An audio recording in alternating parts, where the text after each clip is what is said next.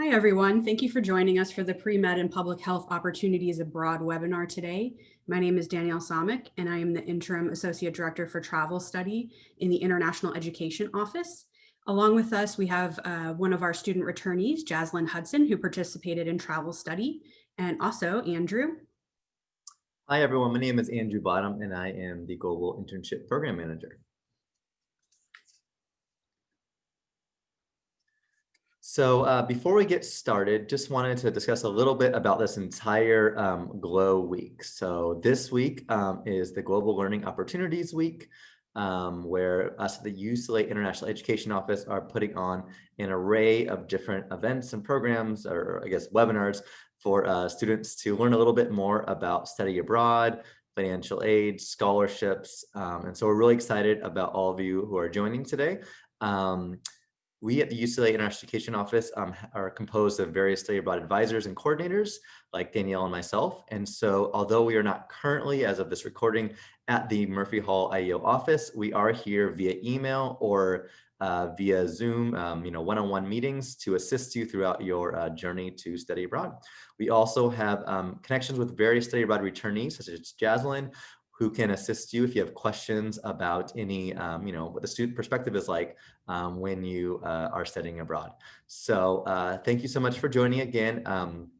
The website for Global Learning Opportunities Week, if you haven't checked it out yet, is www.ieo.ucla.edu/GLOW. So I'm going to turn my camera off as we continue forward, but just excited that you all are here, and we look forward to having you discuss with us about public health and global health opportunities. So today on the agenda, we will first talk a little bit about something that's on everyone's mind, which is COVID-19. We will discuss and study abroad. We'll also cover what Study Abroad 101 discussed earlier on Monday, which was a presentation about really, a broad macro level view of study abroad this upcoming year, and learning about the application process and learning about the different types of programs available. So we'll give you a little refresher there and also point you of how to see that webinar. And then really the meat of this presentation, we'll discuss public health and pre-med sample programs. In addition, we have Jaslyn here who will discuss her experience going on one of these programs, and will be available, as well as Danielle and myself, to answer any questions you might have. All right, so study abroad and COVID-19. I know that's a question on everyone's mind. So as of this recording right now, all of our summer 2021 programs are scheduled to run. Obviously, it's a fluid situation, so we're continuously monitoring the safety of study abroad, both the UCLA IEO office and the UC Education Abroad program. And so, we'll be making our decisions, of go or no go on programs, based on how things, continue to develop in the future. We are understanding that, students do have timelines of, wanting to know, if a program is going to run or not, and trying to make their plans for this upcoming summer. And so we are going to be considerate of those timelines to make sure that we give students adequate time if we do need to cancel a program in the future due to, travel restrictions. UCAP as well is also going to have some limited double enrollments for the doubt of, COVID-19 this upcoming year. And we are developing virtual alternative for select programs. So in the case, for instance, of the Global Internship Program, there are virtual alternatives for all programs. And in the case of the faculty-led travel study programs, they will be creating virtual alternatives for specific programs if they're unable to run. We really appreciate all of your flexibility and patience, as this year is unlike any other we've ever experienced. But we do want to suggest that if you are planning to study abroad, that you do apply for your passport ASAP. So whether you're renewing a passport or need a new passport, please note that a normal 6 to 8 week timeline of getting your passport approved is actually much longer at this point in time, because the US State Department is backed up just from a large amount of inquiries. And so we do highly suggest, if you are planning to study abroad, to renew your passport or apply for a new one immediately if you don't have one yet. All right, so here's just a few, like a macro overview of what was covered in Study Abroad 101. So again, that was an info session that was already occurred during this Glow Week on Monday. And you can locate Study Abroad 101 at the ieo.ucla.edu/Glow website and click on the on-demand section. This presentation, the Study Abroad 101, covered really the types of programs that we provide at the IEO office, really in great detail, discussed how to transfer credit, specifically from UCAP programs to UCLA, the different costs and ways to fund your program, and the application processes and timelines. So all of those sort of, more particular details were covered in that presentation. Today, we are focusing more specifically on the offerings for public health, global health majors, so that you have an idea of what is possible for you out there. We'll also be, of course, providing a Q&A about these programs. So you do have some specific questions, we're here to answer them. All right, so just a very general overview of the different types of programs offered at IEO. We have some traditional university immersion programs where you study abroad at a host university abroad with local peers and UC peers. We have our UCLA faculty-led type programs in the summer where you will have an experience with a cohort of UCLA students along with UCLA faculty. We also have intern and research abroad opportunities where you're able to get practical work experience while earning academic credit. We have cohort style programs where you study abroad at a local university with a cohort of local students, and those students then come back to UCLA for the second summer session to study abroad at UCLA with you as the host university. And then finally, we do have some UC Center specific programs where you're exclusively studying abroad with UC peers. Generally, these tend to be language and culture programs. Okay, thank you, Andrew. I'm going to take over for a bit here. So for financial aid, can you use your UCLA financial aid for study abroad? And the answer is yes. Eligible students can use UCLA financial aid to cover the cost of UC affiliated programs. Note that for summer programs specifically, you have to complete an additional summer travel aid application. So that's something for travel, study, global internships we would advise you of along the way. For summer, it can be comprised of a combination of grants, loans, and scholarships. There are some restrictions on funding, especially for the summer, so keep that in mind. It could be slightly lower amounts than you might be anticipating, and so you may need to look into loan options hypothetically.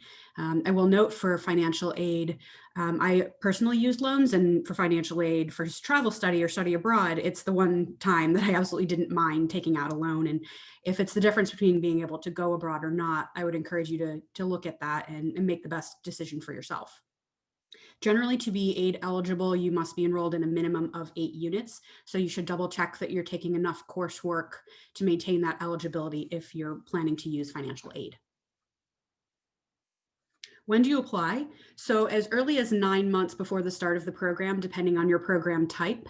Some of the programs like UCEAP, you typically are applying a whole quarter or maybe a year ahead of time, just based on the timeline for processing that application.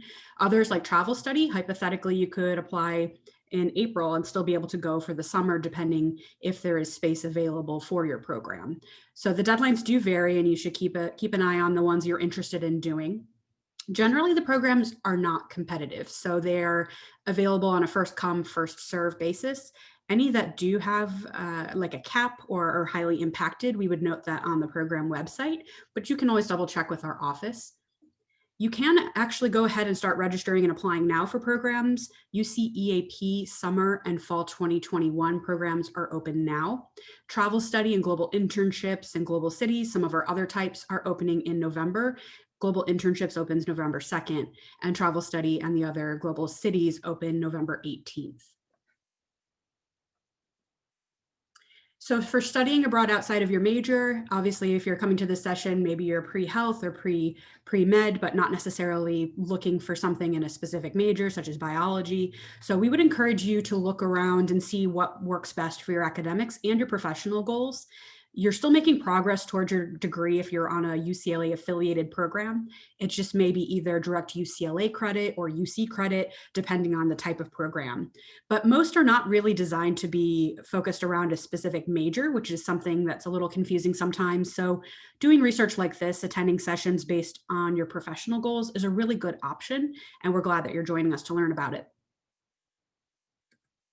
So I'm going to jump into some examples of programs now. I'm going to start with UCLA Travel Study. So travel study programs are the 3 to 5 week faculty-led programs where you're traveling with a faculty member who is your program director. And I noted the registration opening, but here it is again for reference. One example of a program is the Global Health Program to Peru. This program is really hands-on and takes you to both Lima and Iquitos in the Peruvian Amazon. It's a 4-week program focusing on global health. And so one course for the first 2 weeks focuses really on global health and practice, like a macro level view. And then the second half of the program is an intensive case study on Peru. And actually for next summer, it's going to be adapted to include some COVID-19 related content. So very topical and timely. The highlight 1 week in the Peruvian Amazon. So we fly you to Iquitos and you get to go to see a lot of different interesting medical clinics. You get to see what it's like in a riverine community that was actually really hard hit by COVID-19 and luckily is recovering to a degree.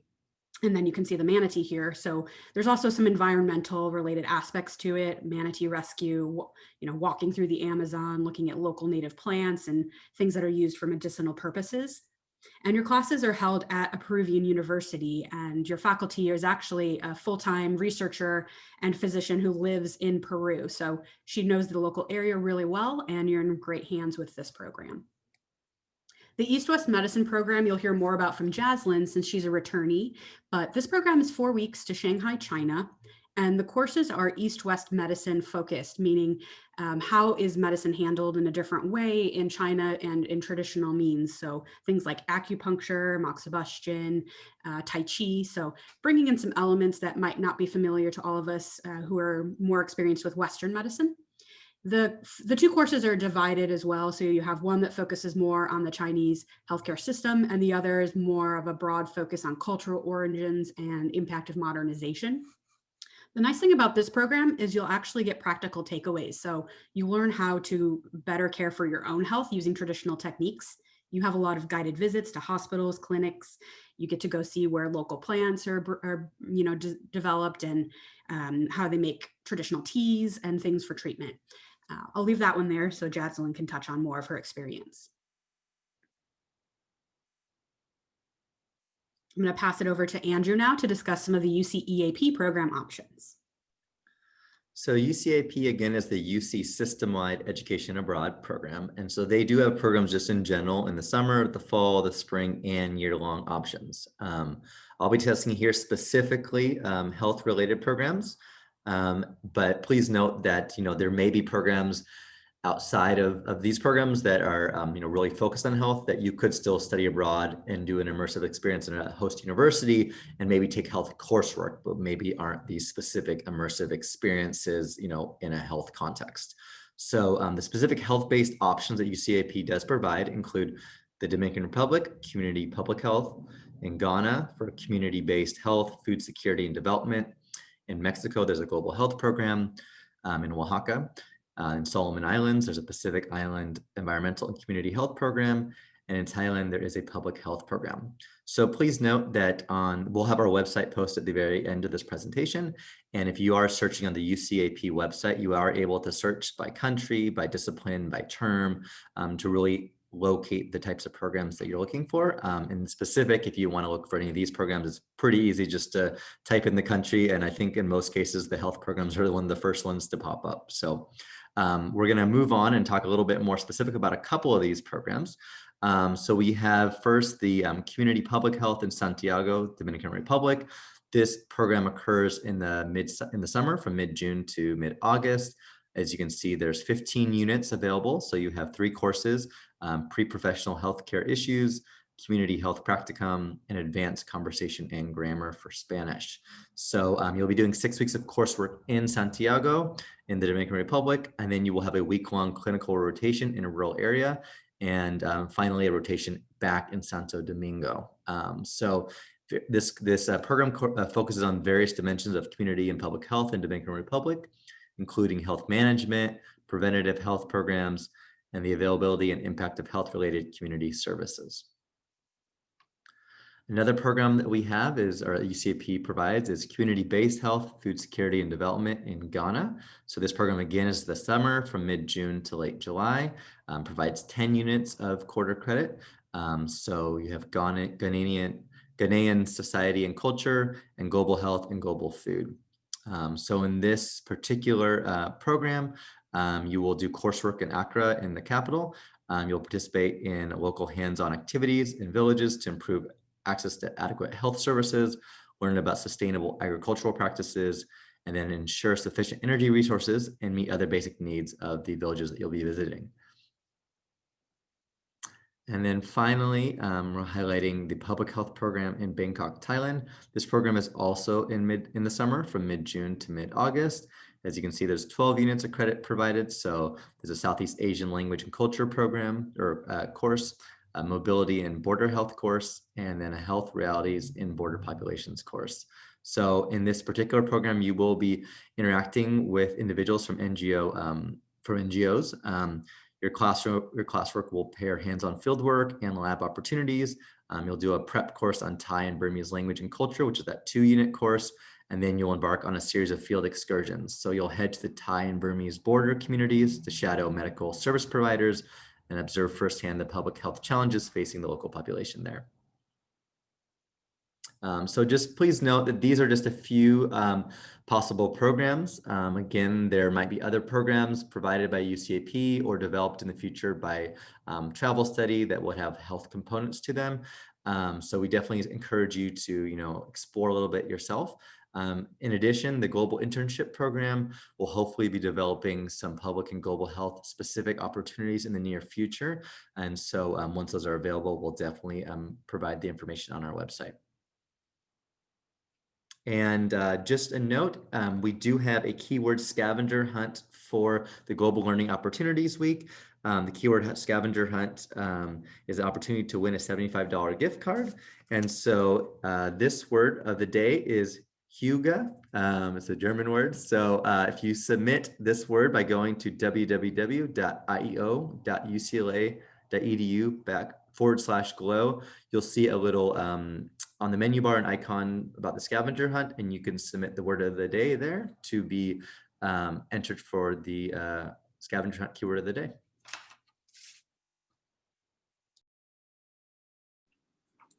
Hello, everyone. Thank you for attending this panel and learning more about study abroad opportunities for pre-med and pre-health.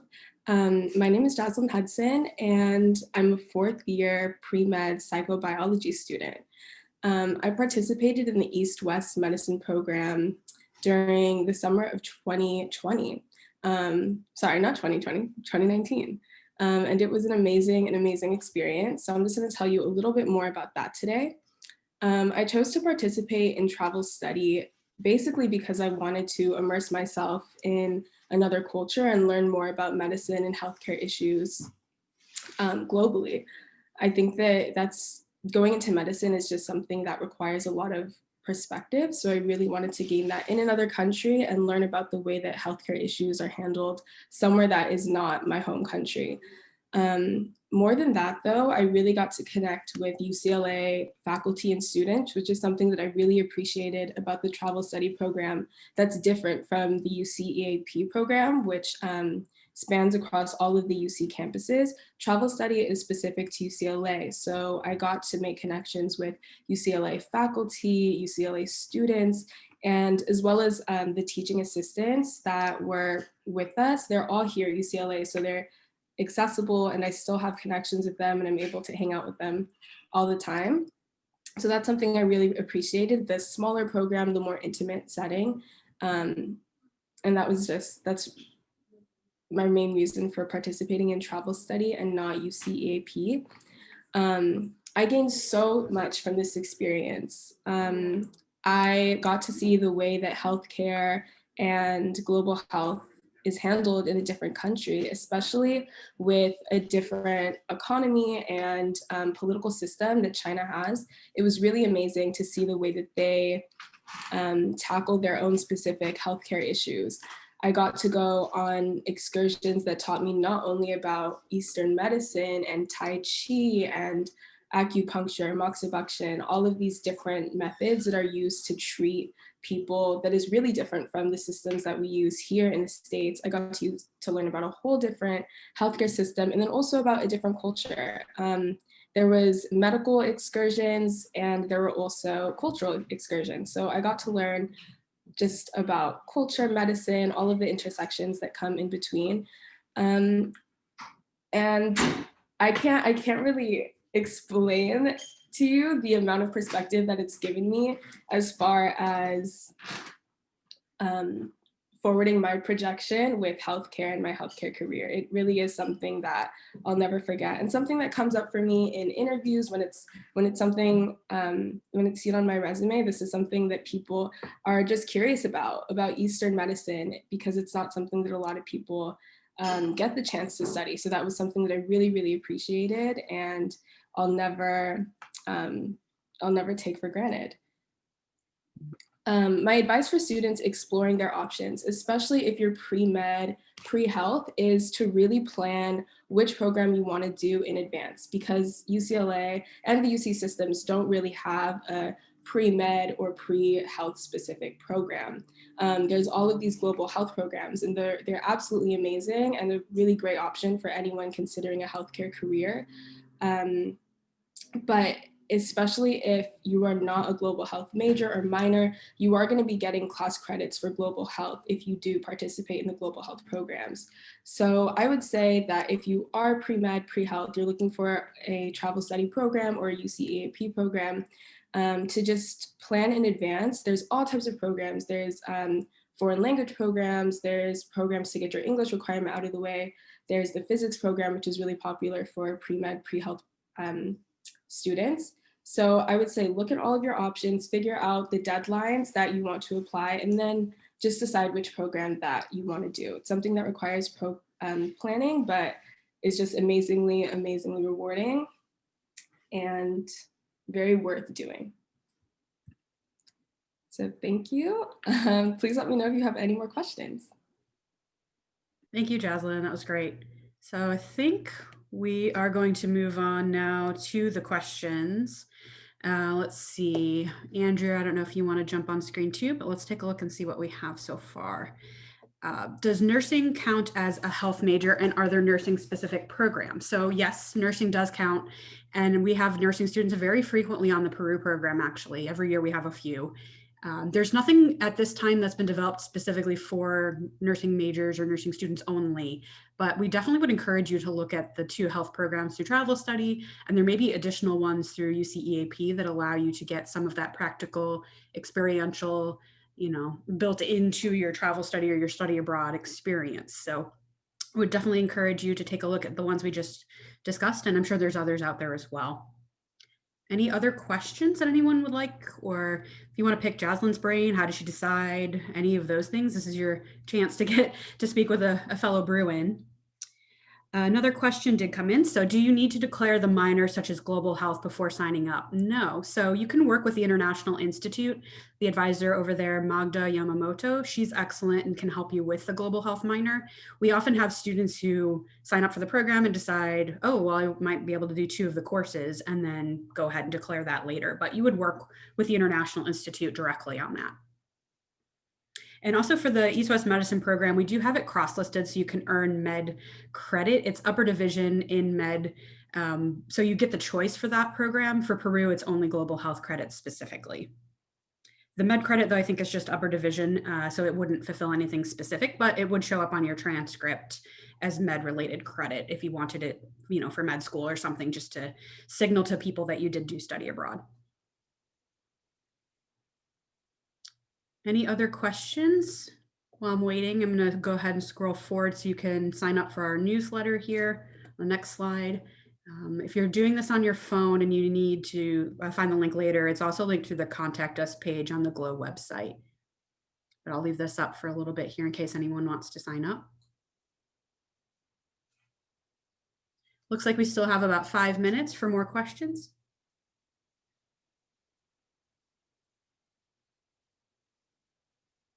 Jaslyn, I'm curious, did it come down to just you wanted to go to China, or for you, were there any other programs that you kind of had to decide between? Yes. Initially, I was thinking about doing the physics program, but I think this is important for anyone considering doing the physics program is that it literally fills up in the first like 20 minutes or something like that. So I wasn't able to do that program, and I knew that I still very much wanted to study abroad during that summer. So yes, I chose between the Peru program and the China program, and I ended up just really wanting to learn more about Eastern medicine specifically. I know that there's a different focus in the Peru program, but I had a real interest in studying just a whole different medical system. So I was glad that they offered that in Shanghai. Yeah, that's a good point. I've heard from some other students as well that the physics program, it's the same type of courses that you would take on campus here. So it's, even though you're set in a different country, you're still taking classes that aren't necessarily focused on the place where you are. So that's one slight, I would say, benefit to considering travel study, partially if you're not able to get into physics, but also that the courses are really tailored to the place where you are. So it's the city, the country, that's also your classroom. In a lot of cases, you're out and about and seeing things. So you're not necessarily just in a standard classroom studying the same courses as you were on campus. Yes. And I would say that at the end, I was actually happier that I did global health as opposed to the physics program because I didn't have to condense all of my physics studying in such a short amount of time. And I think that that served me better for studying for the MCAT and things like that later. So yeah, I would say if physics, if that's the best way for you to work it out, it's still a really good option, but definitely it's good to think about all the possibilities out there for sure. So it's another question's come up. Do I sign up through the UCEAP program site in order to do travel studies? So good question. They're actually managed separately. So through the IEO, the UCLA Study Abroad Office website, there is a section for travel study specifically, and that's where you link to our registration page. So once it opens on November 18th, you can either go to, say, like the Shanghai program page and then click register. There will be a link, or you could go through the main travel study page, and on the left hand menu, there's a bar and it says registration. So that's where you access travel study. They're managed separately. UCEAP is a system-wide program managed out of Santa Barbara. So for travel study or any of the other UCLA homegrown programs, you would go through our website instead.